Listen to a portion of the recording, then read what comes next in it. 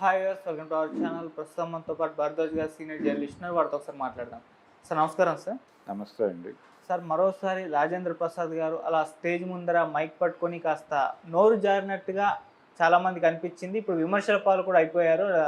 ఆలీ గారిని పట్టుకొని ఒక చిన్న బూతు పదం వాడినట్టుగా వాడారు సార్. ఇప్పుడు అది విమర్శలకైతే దారితీసింది. కంప్లీట్ ఆ వీడియో కూడా విపరీతంగా వైరల్ చేస్తున్నారు. మరి ఆయన కామెంట్స్ని అంటే ఇప్పుడు ఆయన మీద వస్తున్న విమర్శల్ని ఏ విధంగా చూడొచ్చు అంటారు సార్? అంటే అలీ గారు స్పందించాడు దానికి. స్పందించి ఒక వీడియో చేసి ఆయన సోషల్ మీడియాలో పెట్టాడు. అంటే నేనేం హర్ట్ అవ్వట్లేదు, ఆయన పెద్దోడు, ప్రేమాస్పద బూతుగానే దీన్ని స్వీకరిస్తున్నాను అని చెప్పాడు ఆయన. అంటే బూతు అనేది ఒక ఎమోషన్ తాలూకా లాంగ్వేజ్ అనుకుంటే ఇది ప్రేమాస్పద బూతుగా ఆయన భావిస్తున్నట్టుగా. అంటే చాలా సందర్భాల్లో పల్లెటూరుల్లో ముసలివాళ్ళు తమ మనవాళ్ళని బూతుగా పిలవటం అనేది ఉంటుంది, ఒక కల్చర్ ఉండేది ఇదివరకు. ఈ మధ్య కాలంలో అంటే తాతలు కూడా చదువుకున్న తాతలు అయిపోవడంతో లాంగ్వేజ్ మారిపోయి ఆంగ్లంలో మాట్లాడుకుంటున్నారు. కానీ ఒకప్పుడు ఆ కల్చర్ ఉండేది.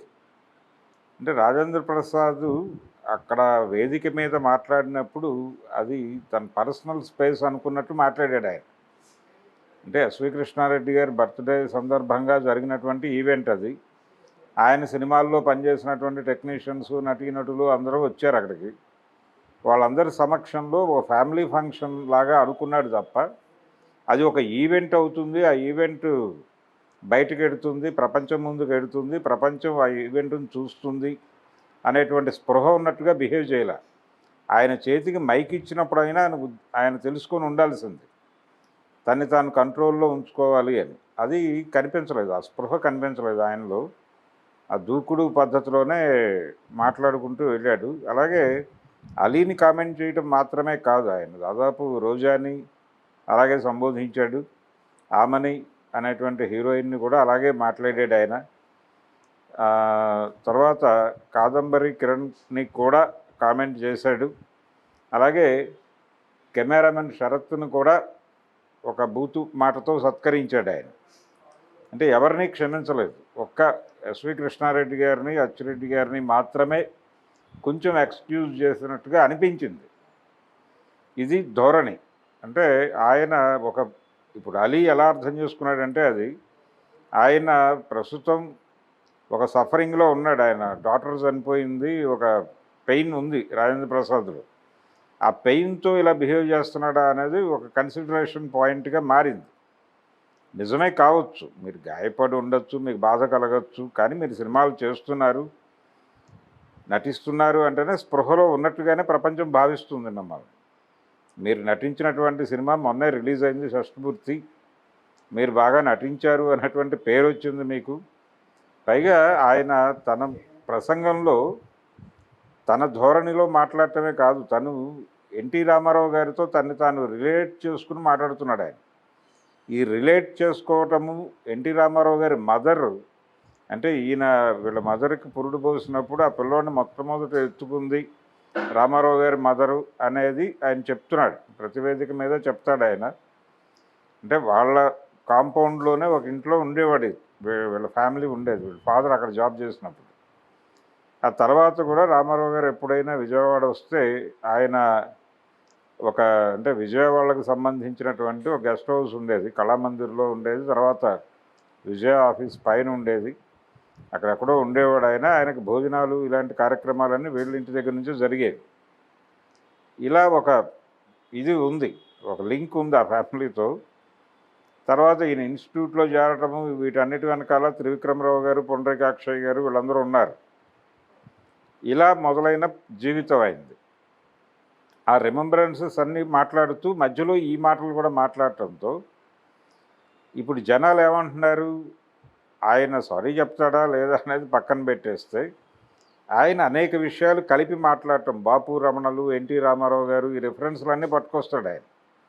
ఈ రెఫరెన్స్లన్నీ పట్టుకొచ్చి మధ్యలో ఇవి వాడటం వలన వాళ్ళ దగ్గర ఏం నేర్చుకున్నాడు ఈయన అనేటువంటిది ఒక ప్రశ్న ముందుకు వస్తుంది. ఆయన పెంపకం అక్కడే జరిగింది, నందమూరి గారి ఇంట్లోనే అన్నట్టు చెప్తాడు ఆయన. మరి వారి పెంపకం ఇలా ఉండేదా అనేటువంటి ఒక సందేహం కలిగే ప్రమాదం ఉంది. అందుకని రాజేంద్ర ప్రసాద్ ఖచ్చితంగా పబ్లిక్లోకి వెళ్ళేటువంటి ఆయన జనరల్గా ఎవరినైనా కలిసినప్పుడు ఇప్పుడు పబ్లిక్ ప్రైవేటు అనేటువంటి స్పేసులు లేవు. మీ ఇంట్లో కాన్షియస్గా మీరు సెల్ ఫోన్లు లేకుండా జనాల్ని లోపలికి పిలిచి కూర్చోబెట్టుకుని మాట్లాడుకునేటప్పుడు ఏదైనా మీరు మాట్లాడొచ్చేమో కానీ మీ ఇంట్లో జరిగే ఫంక్షన్లో కూడా ఎవరైనా ఫోన్ పెట్టి షూట్ చేయొచ్చు. షూట్ చేసింది బయటకు రావచ్చు. ఈ స్పృహ ఉండాలి. ఈ స్పృహ లేకుండా మాట్లాడితే ఇలాగే ఇరుక్కుంటారు. అది ధోరణి. లేకపోతే ఆయన పెయిన్లో ఉన్నాడు కాబట్టి ఎక్స్క్యూజ్ చేస్తున్నాను నేను అసలు మనసుకు తీసుకోలేదు అని అలీ అంటాం. ఆయన పెద్ద మనసుతోనే అన్నాడు ఆ మాట. నిజానికి ఆయన మనసులో కూడా ఏదో ఉంది అలా అన్నాడని నేను అనుకోవడం లేదు. రాజేంద్ర ప్రసాద్ కూడా ఆయన క్యాజువల్గా తీసుకున్నాడు. అదొక ఫ్యామిలీ మీట్ లాగా ఫీల్ అయ్యాడు. ఆయన ఫీల్ అయ్యి తనదైన ధోరణిలో రియాక్ట్ అయ్యాడు ప్రతి ఒక్కళ్ళకి. రోజా గురించి మాట్లాడుతూ ఆవిడని సింగులర్లోనే సంబోధించి నేనే కదా హీరోయిన్ని చేసింది అన్నాడు. అంటే ప్రేమ తపస్సు అనే సినిమాలో వాళ్ళిద్దరూ కలిసి నటించారు. అది మొదటి సినిమా ఆవిడకి. డాక్టర్ శివప్రసాద్ గారు ఆ సినిమా ప్రొడ్యూసరు. ఆయన గురించి కూడా మాట్లాడాడు రాజేంద్ర ప్రసాద్. ఈ ధోరణి ఆమెని గురించి మాట్లాడుతూ మిస్టర్ పెళ్ళాల్లో నీకు నేనే కదా వేషం ఇప్పించింది ఇవన్నీ మాట్లాడాడు. బాగానే ఉంది. అది సరదాగా మీ వరకు మీరు పర్సనల్ లెవెల్లో ఏదైనా మాట్లాడుకోండి. అలాగే రవళి గురించి కూడా కొంచెం ఒక రాంగ్ వర్డ్ వాడాడు ఆయన. ఇవి పబ్లిక్ డొమైన్లోకి వచ్చినప్పుడు వాళ్ళకి మీ పర్సనల్ లింక్ అంటే మీ పర్సనల్గా మీ రిలేషన్స్ మీకు వాళ్ళు ఎంత గౌరవం ఇస్తారు, మీరెంత వాళ్ళని రెగ్యులర్గా ఇలా అంటారు కాబట్టి వాళ్ళకి డైజెస్ట్ అవుతుంది.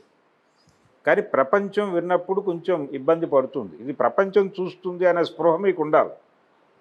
ఎందుకు ఉండాలి అంటే ఆ ఈవెంట్ ఫ్యామిలీ ఫంక్షన్ కాదనే విషయం మీకు అర్థమైంది. మైక్ ఇచ్చారు మీ చేతికి, కెమెరాలు ఉన్నాయి ఎదురుకుండా. రెండోది మురళీమోహన్ గారు ఉన్నారు ఆ వేదిక మీద. మురళీమోహన్ కూడా కొంత సఫకేట్ అయ్యాడు ఈయన ప్రసంగంతో. అది కనిపిస్తూనే ఉంది వారి ముఖంలో. అంటే వేదిక మీద ఉన్నటువంటి వాళ్ళు కూడా సఫకేట్ అయ్యే లెవెల్లో మీరు ఎందుకు మాట్లాడాలి? సభా గౌరవం, సభా మర్యాద అనేది ఒకటి ఉంటుంది కదా. మీకు ఏదైనా సీరియస్ క్రిటిసిజం ఉంటే సీరియస్గా మాట్లాడండి. లేదు సరదాగా మాట్లాడుకోదలుచుకుంటే పర్సనల్ ప్రైవేట్ స్పేస్లో మీరు విడిగా పార్టీ చేసుకునేటప్పుడు మీ ధోరణిలో మీరు వ్యవహరించండి. కానీ పబ్లిక్లోకి వెళ్ళేటువంటి కంటెంట్ విషయంలో కాన్షియస్గా ఉండి తీరాల్సిన అవసరం ఉంటుంది. మీ మూడు, మీ మీ సమస్యలు, మీ పర్సనల్ ఇబ్బందులు ఇవి ప్రపంచం చూడదు. ఇప్పుడు అలీ అన్నట్టుగా వాళ్ళ డాక్టర్ చనిపోయింది, ఆ పెయిన్లో ఉన్నాడు, ఆయన ఏదో మాట్లాడేట్లేండి అని ఆయన ఎక్స్క్యూజ్ చేశాడు. కానీ ప్రపంచం అలా అనుకునే అవకాశం తక్కువ ఉంటుంది. అందుకని పైగా ఇది మొదలు కాదు. ఆయన ఆల్రెడీ ఇంతకుముందు నితిన్ సినిమా ఫంక్షన్లో కూడా డేవిడ్ వార్నర్ని కొంచెం ఓవర్గా ఒక ఓవర్ స్టేట్మెంట్ విసిరాడు పబ్లిక్ ఫంక్షన్లోనే. అది కూడా ఇలాగే వైరల్ అయింది. అంటే కొంచెం కాన్షియస్గా ఉండాలి. పైగా ఆయన ఏమి చదువుకోనివాడు కాదు, చదువుకున్నవాడు, కొంచెం సంస్కారం ఉన్నవాడు. పైగా ఆయన పెరిగింది ఎక్కడో చెప్తున్నాడు. ఆయన సినిమా జీవితం ప్రారంభించింది బాపు గారి సినిమాలో, స్నేహంతో మొదలైంది ఆయన జీవితం. ఆ తర్వాత కూడా ఆయనతో 3 సినిమాలు పనిచేశాడు ఆయన. పెళ్లి పుస్తకం, మిస్టర్ పెళ్ళాం, రాంబంటూ 3 సినిమాలు చేశాడు. అంతకుముందు స్నేహంతో పరిచయం 4 సినిమాలు బాపు గారితో నటించాడు ఆయన. అలాగే ఇంకొక సినిమా కూడా చేశాడు. ఈ సినిమాలతో పాటు ఎన్టీ రామారావు గారితో బాపు గారు తీసినటువంటి శ్రీనాథ కవి సార్వభౌమలో కూడా ఒక క్యారెక్టర్ చేశాడు రాజేంద్ర ప్రసాద్. అది వాంటెడ్గా రాజేంద్ర ప్రసాద్ చేయాలి అని ఆయన బాపుని అప్రోచ్ అయితే ఆయన యాక్సెప్ట్ చేసి ఇప్పించినటువంటి క్యారెక్టర్. ఇది ప్రపంచానికి తెలుసు ఆయన కథ ఏంటి, ఆయన ఎక్కడి నుంచి వచ్చాడు ఇవన్నీ.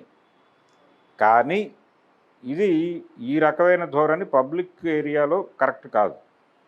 ఆయన్ని విమర్శించాలన్నో మరొకటో కాదు, కానీ కొంచెం నాలిక చేత్తో పట్టుకుని మాట్లాడాల్సినటువంటి అవసరం ఉంది అనే స్పృహ రాజేంద్ర ప్రసాద్ కలిగి ఉండాలి. ట్రోలర్స్ మీ పట్ల కన్సిడరేషన్ ఉండదు.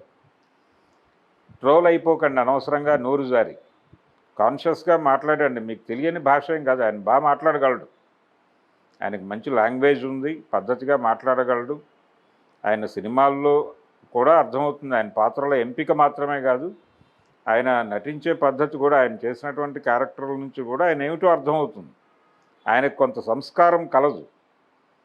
అలాగే కొంతమంది సంస్కారం ఉన్న వ్యక్తులతో ఆయన చాలా కాలం ట్రావెల్ అయ్యాడు. ఆ గంధం కనిపించాలి కదా మీరు మాట్లాడే మాటల్లోనూ, మీరు చూపించేటువంటి మీ ఆహార్యంలోనూ మీ ఆహార్యము ఇతర వ్యవహారాల్లోనూ మీ సంస్కారం కనిపించాలి.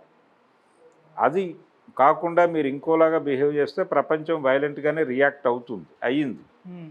అందుకని దీన్ని కొంచెం కాన్షియస్గా పట్టించుకుని ఫర్దర్గా ఇప్పుడు ఎవరన్నా వేదిక మీదకి రాజేంద్ర ప్రసాద్ని పిలవాలంటే ఇబ్బంది పడే పరిస్థితి కల్పించుకోకూడదు ఆయన. అది అది కొంచెం కాన్షియస్గా ఉండాలి అనేటువంటి కాషన్ అయితే ఈ ఇన్సిడెంట్ ఇచ్చింది. మరి దీన్ని ఎంతవరకు పట్టించుకుంటాడు ఆయన, ఇండస్ట్రీ ఎలా రియాక్ట్ అవుతుంది అనేది చూడాలి. ఇండస్ట్రీ పెద్దలు కూడా చెప్పాలి ఒకసారి కూర్చోబెట్టి ఆయన ఇంటికి వెళ్ళైనా సరే, బాబు నువ్వు పబ్లిక్ డొమైన్లో ఉన్నప్పుడు కొంచెం నాలుక చేత్తో పట్టుకుని మాట్లాడు బాబు, హోల్డ్ యువర్ టంగ్ అంటారు ఇంగ్లీష్లో. ఆ హోల్డ్ యువర్ టంగ్ అనేటువంటిదే మన వాడికి ఉపయోగపడుతుంది. కొంచెం జాగ్రత్తగా మాట్లాడాల్సిన అవసరం ఉంది. భాష ముఖ్యంగా, భాష నీ భావాన్ని కన్వే చేయడానికి భాష, నీ ప్రేమను తెలియజేయటానికి వాడేవు నువ్వు బూతు, నువ్వు ఏదో ఇంకో దానికి వాడేవని ప్రపంచం అనుకోవడం లేదు. కానీ అది సభ్యత కాదు. దీనికి ఆయన రియాక్ట్ అయ్యారు అంటే నేను ఏం మాట్లాడినా ఇప్పుడు అదొక కోణంలో చూసేస్తున్నారు, అది వాళ్ళు చూస్తే అది వాళ్ళ విజ్ఞతకే వదిలేస్తున్నారు అన్నట్టు కూడా ఒక రియాక్ట్ అదే అయ్యారు. ఇప్పుడు ఆయన ధోరణి అది, నా ధోరణి ఇది, నా లాంగ్వేజ్ ఇది అంటున్నాడు ఆయన. ఇప్పుడు వాడుక భాష ఉంది. వాడుక భాష అంటే వాళ్ళు ఏ భాష వాడితే వాడతారో అదే భాషలో రాయటం, అదే భాషలో మాట్లాడటం అనుకుంటే జనరల్గా ఆయన ఇలాగే మాట్లాడతాడు అనేటువంటి అభిప్రాయం ప్రపంచానికి వచ్చేసినప్పటికీ